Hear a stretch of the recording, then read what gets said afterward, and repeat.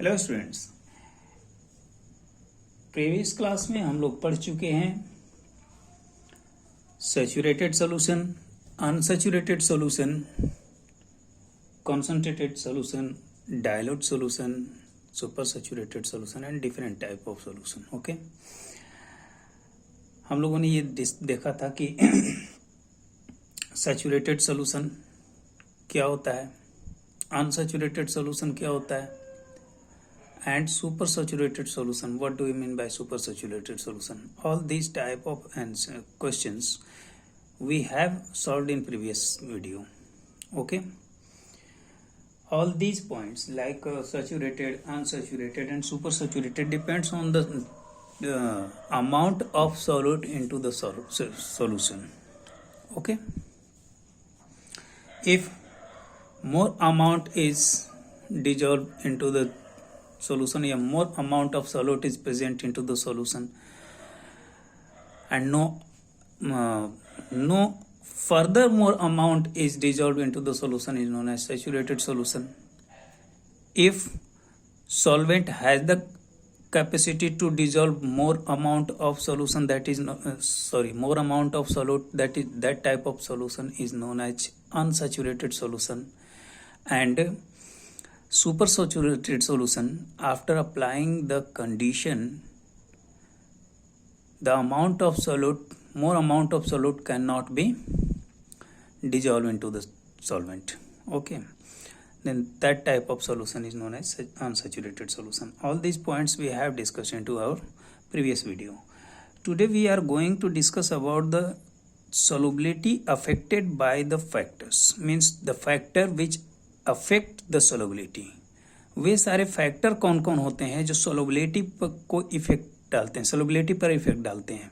Solubility increase होगी, decrease होगी किन फैक्टर्स के द्वारा, इस पर आज हम लोग डिस्कस करेंगे. ओके, तो चलो हम लोग अपना शुरू करते हैं. Factors affecting solubility. Factors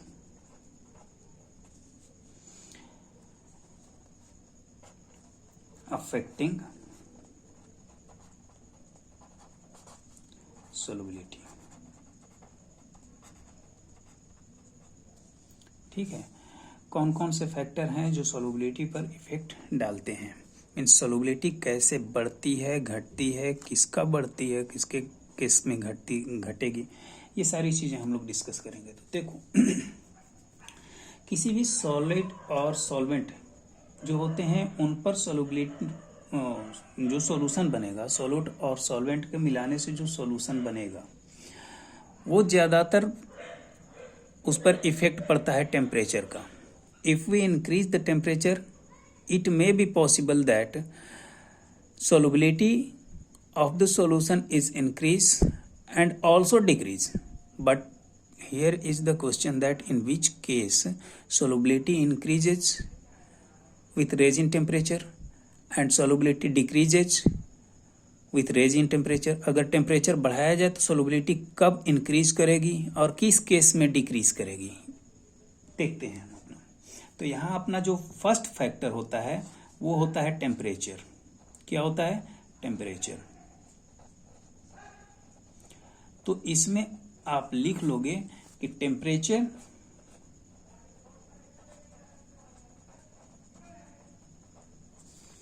affect the solubility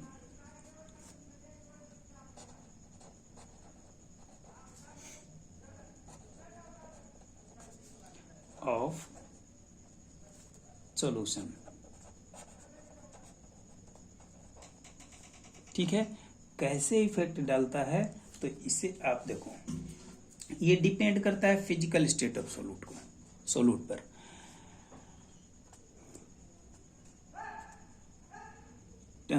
क्या लिखेंगे हम?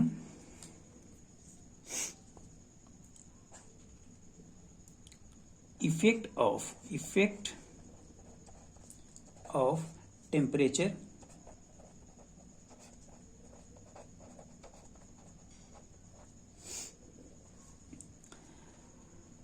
Depends on the physical state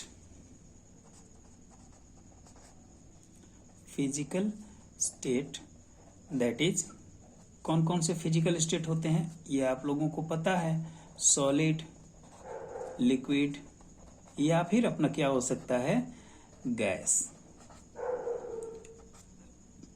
depends on the physical state of the solute, of the solute.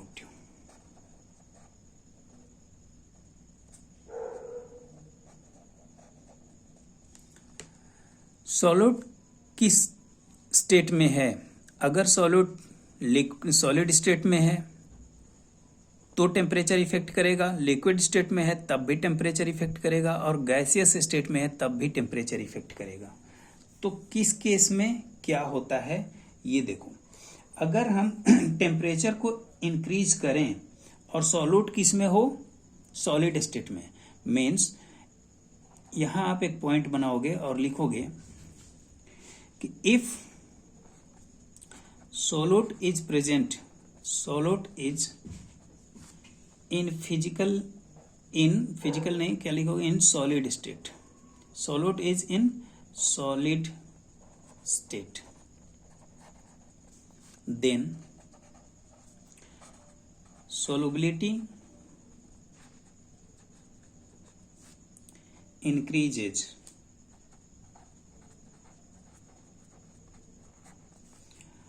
on increase in temperature।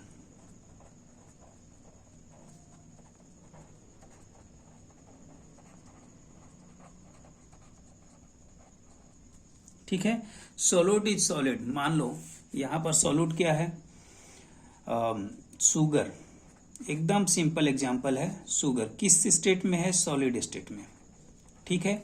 किस में डिजोल्व होता है, वाटर, वाटर ये किस स्टेट में है, लिक्विड स्टेट में, ठीक है। इससे जो हमारे पास बना शुगर सिरप, ये किस स्टेट में आया, लिक्विड स्टेट में। अगर हम यहां पर टेम्परेचर इंक्रीज कर रहे हैं, टेम्परेचर अगर हम दे रहे हैं, तो शुगर के डिजोल्व होने की प्रोबेबिलिटी बढ़ जाती है, शुगर ज्यादा डिजोल्व होगा। अगर वाटर में शुगर को आपने डाल दिया और टेम्परेचर देना शुरू किया, तो टेम्परेचर दोगे तो उस केस में क्या होगा, शुगर जल्दी डिजोल्व हो जाएगा। मोर amount of sugar can be dissolve into the water with increase in temperature. अगर आप टेम्परेचर को इंक्रीज करोगे तो और ज्यादा शुगर वाटर में क्या कर सकते हो, आप डिजोल्व कर सकते हो, ठीक है। जैसे आप लोग देखे होंगे on the soap, on the what, क्या कहेंगे, किसी को ले लो यार, कोई स्वीट्स बन रही हैं, जैसे मिठाई बनती है तो उसकी जो चाशनी बनती है, सिरप जो बनता है, उसे आप देखे हो टेम्परेचर नीचे से दिया जाता है, more amount of sugar is dissolve into the water there, why, because increase in temperature solubility increases। in case of solute should be in solid state। अगर solute solid state में है तो solubility increase करती है, अगर temperature आप increase कर रहे हो। क्लियर है ना, आपको ये पॉइंट याद रखना होगा कि if solute is in solid state, या फिर आप इसको ये एग्जाम्पल भी याद रखोगे तब भी आप यहां से ये याद हो सकता है। solid state of solubility, if solute is in solid state the solubility increases on increase in temperature, ठीक है।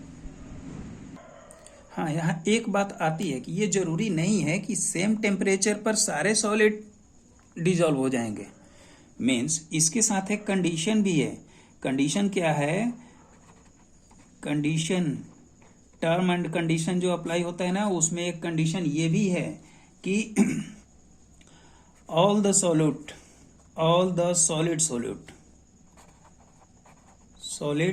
solute cannot dissolve at same temperature, same increased temperature लिखो, increased temperature।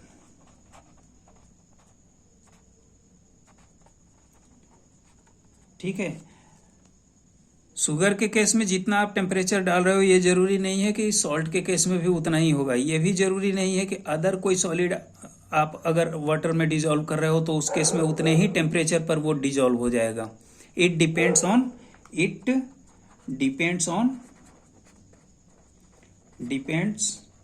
On the nature of solute, on the nature of solute. ये solute के nature पर depend करता है, किस nature का वो सॉल्यूट है। ओके। अब देखो यही अगर केस आ जाए गैसियस स्टेट में, मीन्स ये सेकंड पॉइंट, ये तो किस में हुआ, सॉलिड स्टेट में। If solute is in solid state, if solute is in solid state, ठीक है। अगर यही आ जाए गैसियस स्टेट में, इफ क्या लिखोगे, if solute is in gaseous state,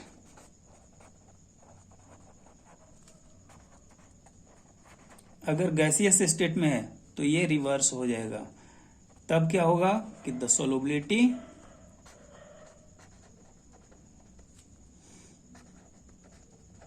decreases on increase in temperature.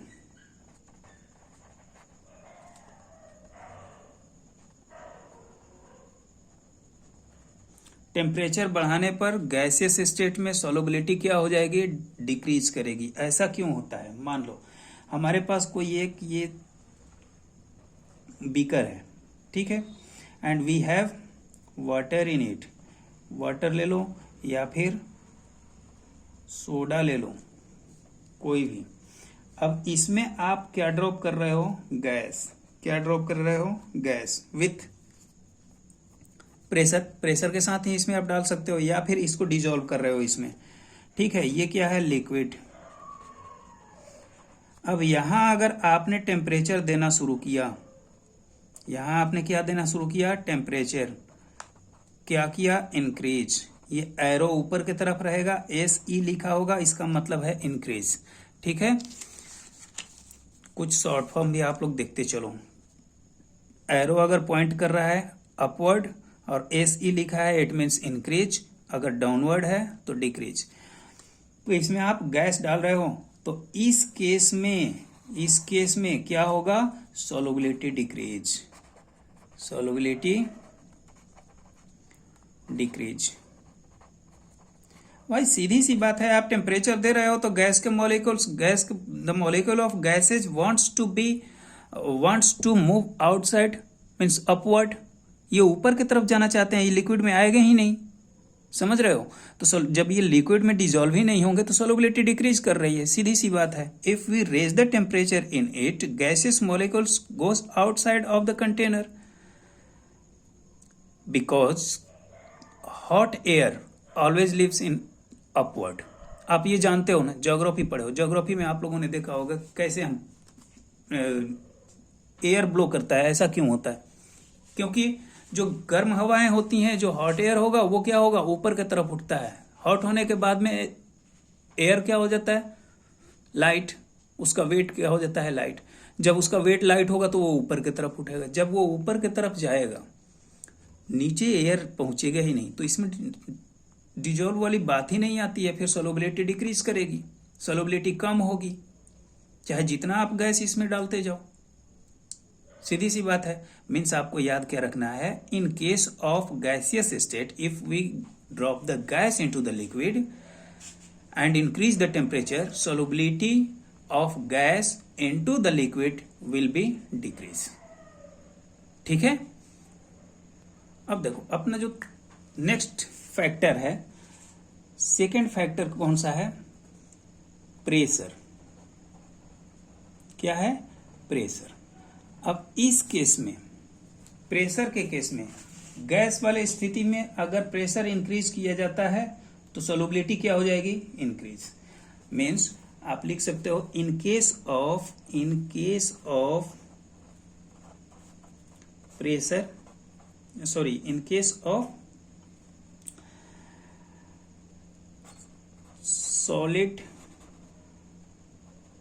State of, ये ऑफ है, ऑफ ऑफ, चलो यहाँ लिख देते हैं solid state of solute. Solute अगर क्या हो सॉलिड में, तो solubility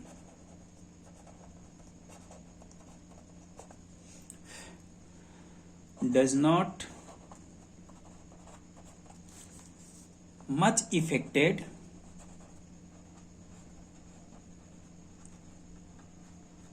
on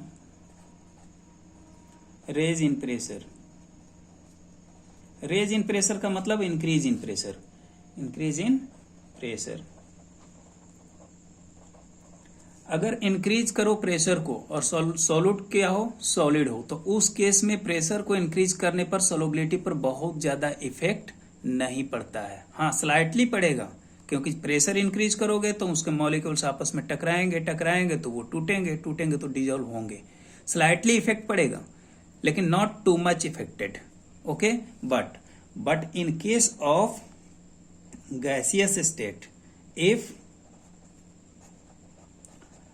solute is in gaseous state,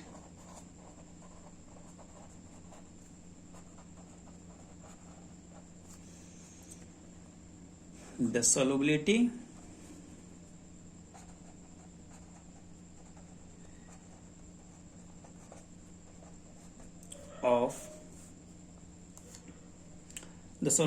increases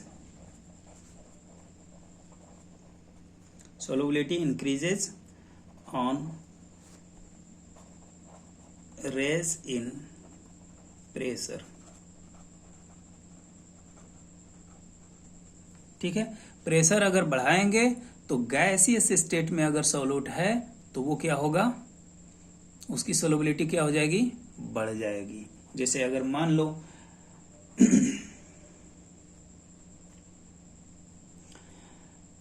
कोई एक आपने क्या लिया container, we have a container here and liquid is kept in it, क्या रखा है लिक्विड, ठीक है, लिक्विड सिरप ले लो, आपने शुगर सिरप बना लिया and compressed carbon dioxide gas in it, क्या विथ हाई प्रेशर। तो ये कार्बन डाइऑक्साइड गैस जैसे ही हम यहाँ पर प्रेशर बढ़ाते हैं, प्रेशर कैसे बढ़ाओगे, आप यहाँ पिस्टन लगा दोगे, इसमें गैस डालोगे और पिस्टन से प्रेस करोगे, ऊपर से आप इसको प्रेस कर रहे हो, नीचे की तरफ दबा रहे हो। जब दबाओगे तो इसके जो मॉलिक्यूल्स हैं कार्बन डाइऑक्साइड के molecules, all the molecule of carbon dioxide gas will occupy the space into the liquid. Liquid के जो स्पेस हैं उसको वो ऑक्युपाई कर लेंगे। ऐसा क्यों होता है, क्योंकि आप जानते हो जब हम लोग स्टेट ऑफ मैटर पढ़ रहे थे, मीन्स स्टार्टिंग में solid liquid gas first chapter में, उसमें हम लोगों ने डिस्कस किया था कि सबसे लाइट और सबसे छोटे मॉलिक्यूल्स कौन से होते हैं, गैस के, गैसियस स्टेट में। तो गैसियस स्टेट में जब हम इसको प्रेस करेंगे तो इसके molecules due to small in size they can occupy the space inside the liquid very easily when we raise the pressure not the temperature raise करेंगे तो इनके मॉलिक्यूल्स यहीं से बाहर की तरफ भागना शुरू हो जाएंगे, ठीक है। लेकिन अगर प्रेशर इंक्रीज कर रहे हैं तो इसकी सोलुबिलिटी क्या हो जाएगी, इंक्रीज कर जाएगी। क्लियर है ना। तो ये दो बातें आपको याद होनी चाहिए, effect of temperature and effect of pressure. अब जो अपना नेक्स्ट पॉइंट है वो है कि solubility is applicable in how much way, क्यों हम सोलुबिलिटी को इंक्रीज करें डिक्रीज करें, क्या फायदा है इससे, एप्लीकेशन इसका क्या है। तो चलो डिस्कस करते हैं अपना application of solubility. Application of solubility,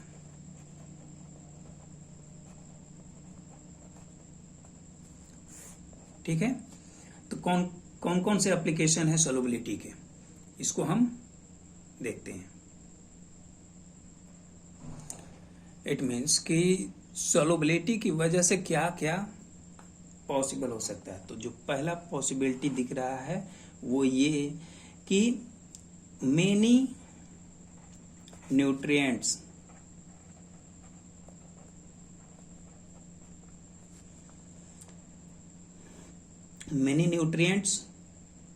in soluble form in nature.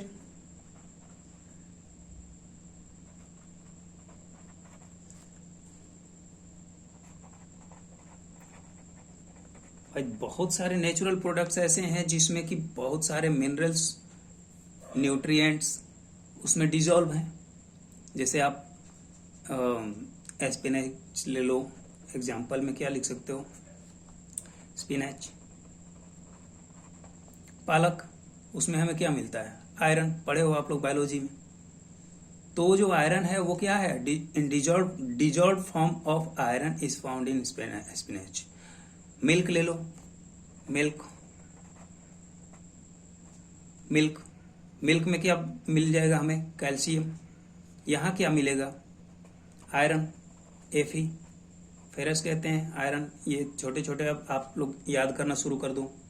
Fe किसको कहते हैं, इसको कहते हैं आयरन को, आयरन। Ca क्या है, कैल्शियम। सोडियम क्लोराइड ले लो, जैसे सॉल्ट, टेबल सॉल्ट लिखते हैं जिसको, टेबल सॉल्ट। इसमें क्या क्या मिल जाएगा हमें, सोडियम मिल जाएगा, क्लोरीन मिल जाएगा। ठीक है, तो all these elements are found in natural products in soluble state. जो अपना सेकंड पॉइंट है कि एप्लीकेशन, सेकंड सॉल्युबिलिटी का एप्लीकेशन क्या हो सकता है कि making various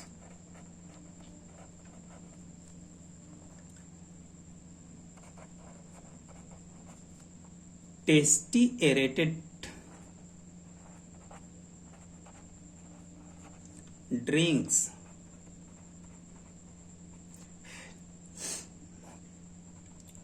is due to solubility of carbon dioxide in the solution।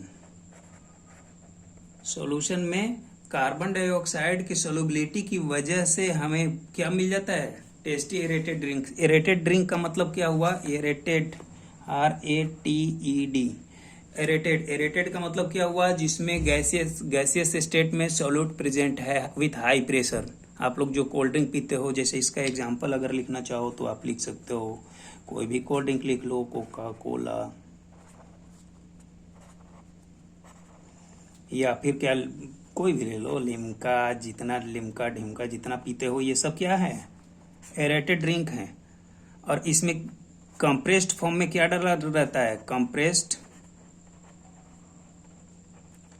Carbon dioxide gas. और कार्बन डाइऑक्साइड गैस का नेचर क्या है, एसिड का, एसिड की तरह बिहेव करता है। कार्बन डाइऑक्साइड क्या होता है, एक्चुअल में एसिड की तरह बिहेव करता है। और यही रीजन है कि जब आप कोल्ड ड्रिंक पीते हो और अपने टीथ को स्लिप करते हो ऊपर के टीथ से, तो वहां पर आपको कुछ अजीब सा लगता है, ऐसा लगता है कि कोई एक लेयर जमा हुआ है। वो लेयर और कुछ नहीं होता है, कार्बन डाइऑक्साइड की वजह से होता है। वो क्या करता है, उसको एसिडिक बना देता है, एसिडिक मीडियम में कर देता है कन्वर्ट। क्लियर है ना, ओके। नाउ अगर हम बात करें थर्ड पॉइंट की कि सोलुबिलिटी का थर्ड एप्लीकेशन क्या हो सकता है, तो इसे यहाँ आप लिख सकते हो कि बहुत सारे फूड स्टफ्स बनते हैं, या फिर आप लिख सकते हो due to solubility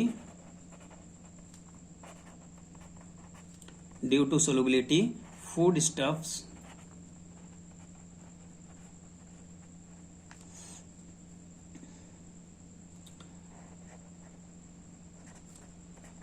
takes place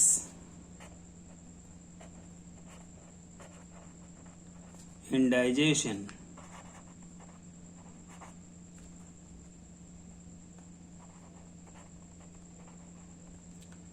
soluble है तो वो आसानी से डाइजेस्ट हो जाता है। जो हम फूड स्टफ लेते हैं, जो भी हम खाना खाते हैं या जो भी फूड स्टफ है हमारे पास, वो डाइजेस्ट होने में आसानी से वो डाइजेस्ट हो जाता है। क्यों? Due to solubility. ये हुआ अपना third point.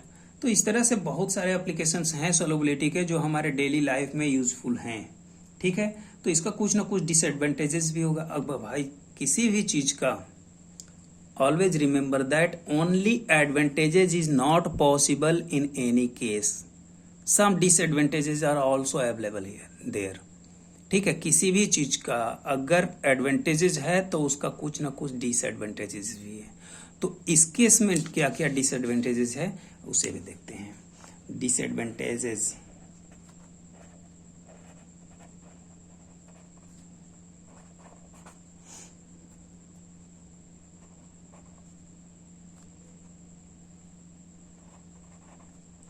Effect of solubility. Solubility का डिसएडवांटेजेस क्या है? डिसएडवांटेज इफेक्ट, तो पहला है कि वाटर में अगर सॉल्ट ज्यादा हो जाए तो water polluted means pollution.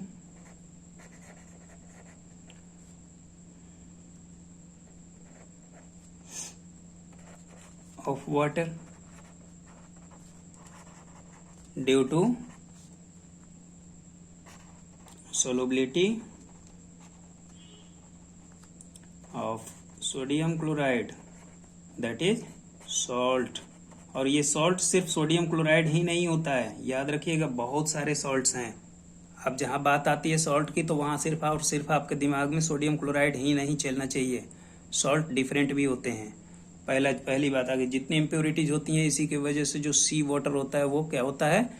Salty होता है। ओके, नेक्स्ट डिसएडवांटेजेस इसका क्या है? Second,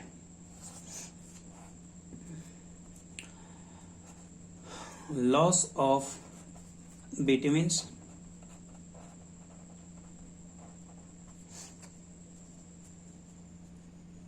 during cooking. सोलुबल होने की वजह से विटामिन्स का क्या हो जाते हैं? काफ़ी लॉस हो जाते हैं, लेफ्ट हो जाते हैं, हट जाते हैं हमारे फूड मटेरियल से। जब हम उसे कुक करते हैं तो बहुत सारे विटामिन्स निकल जाते हैं। अगर वो सॉलिड स्टेट में होते तो कम निकलते, अगर वो सॉल्युबल हैं जल्दी बाहर हो जाएंगे। और भी डिसएडवांटेजेस हैं, जैसे अगर हम बात करें कि सॉल्युबल, ऐसे लिखो कि प्रेजेंस ऑफ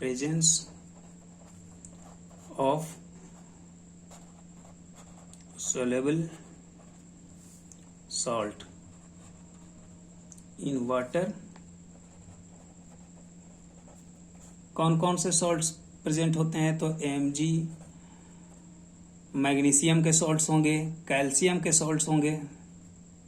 यहाँ ऐसे लिखो salts of magnesium and calcium mostly पाए जाते हैं इन इसमें hard water. Presence of soluble salt in water causes hard water. ठीक है, इसमें कटिंग कुछ ज्यादा हो गया, डोंट वरी, इसे आप लोग इतना तो मैनेज कर ही ले सकते हो। Presence of soluble salt in water causes hard water. और हार्ड वाटर के बारे में आपको जानना चाहिए कि हार्ड वाटर जो होता है नॉट फॉर ड्रिंकिंग, मतलब यूजफुल नहीं होता। तो आप इसमें ना कपड़े धो सकते हो, ना ही आप इसका यूज कर सकते हो हार्ड वाटर का। ठीक है, तो हार्ड वाटर को किस में कन्वर्ट करते हैं हम? सॉफ्ट वाटर में। और कैसे करते हैं वो 11th क्लास में।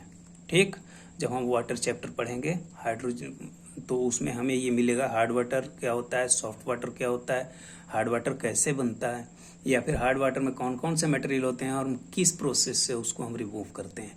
तो वो सारी चीज़ें हम लोगों को बाद में पढ़ना है। पहले आप लोग इतना समझो कि प्रेजेंस ऑफ सोल्युबल सॉल्ट के प्रेजेंस की वजह से, मीन्स मैग्नीशियम और कैल्शियम के जो सॉल्ट्स होते हैं उनकी वजह से जो वाटर होता है वो किस में कन्वर्ट हो जाता है, हार्ड वाटर में। ठीक है, which is not useful for us. Okay, तो यहाँ आपको कुछ क्वेश्चंस भी देंगे। ठीक है, तो वो क्वेश्चंस कौन कौन से होंगे इसे आप लोगों को करना होगा। इसी से related all these questions are related to our topic. Okay, तो पहला क्वेश्चन अपना क्या बन सकता है, जो क्वेश्चंस हो सकते हैं वो आपके लिए यूजफुल होगा। पहला, right the factors affecting on solubility।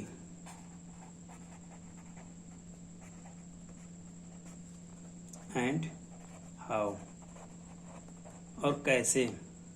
Second, कौन कौन से होते हैं, प्रेशर और टेम्परेचर जो हम लोग डिस्कस कर चुके हैं, वहां से आपको ये लिखना होगा। Second, what are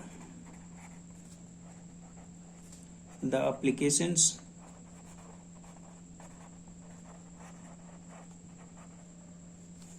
of solubility।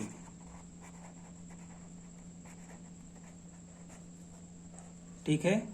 Third point, what do you mean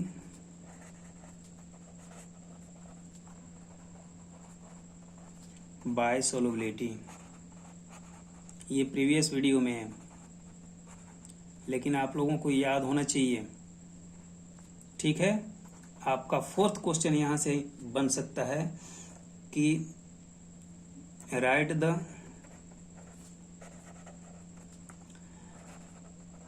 disadvantages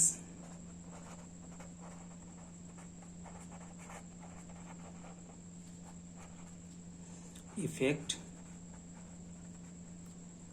of solubility। ठीक है, तो ये 4 क्वेश्चन आप लोगों के पास है, आप लोगों को के सारे आंसर इसी में हैं। तो आप लोग कोशिश करना है इसको सॉल्व करने की, और सॉल्व करने की बहुत ज़्यादा दिक्कत नहीं होगी। आज सारे पॉइंट्स अगर आप ढंग से पढ़े हो तो सारी चीज़ें आपको याद हो जाएंगी। ठीक है, तो ये क्वेश्चंस हमने इसलिए दिया है ताकि आप लोग ये समझ जाओ कि हमारे क्वेश्चन किस तरह से बन सकते हैं और उसका हमें क्या आंसर देना होगा। If you have written all these points in your notebook, you can very easily do all these questions. Okay, so consider as this is your homework. Okay, thank you.